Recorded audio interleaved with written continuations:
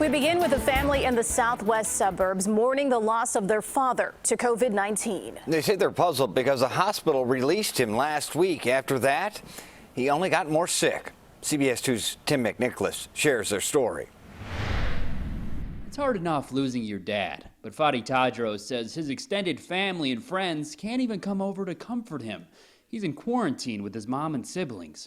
But it's been extremely difficult not being able to hug your loved ones, right? Not having them to come over and hold you.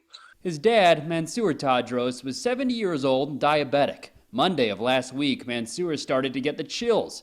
By Wednesday morning, he had a fever, cough, and body aches. He went to get tested for COVID-19, and the doctor heard wheezing in his lungs. She said, I recommend you going to the ER right now. He went through more tests at Silver Cross Hospital in New Lenox. Mansour spent about 5 hours there, and then...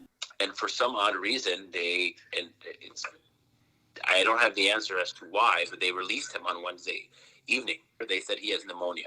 He says the next day, Dad's symptoms were even worse, but he hadn't been prescribed medicine. Mansour's wife called their primary care doctor, who prescribed antibiotics and an inhaler. Things got a bit better, but then Friday night into Saturday morning, his symptoms were worse than ever. I've never seen a sickness like this in anybody.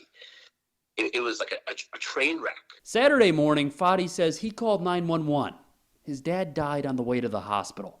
He was an icon. He touched thousands of people's lives. The family says they've now learned Mansour did have COVID-19. Fadi showed us hospital records updated today listing Mansour as positive for the virus. Tim McNicholas, CBS 2 News. We reached out to Silver Cross Hospital to ask why they would release him with those symptoms. We'll let you know when we hear back. The family says doctors initially said their dad had pneumonia before releasing him.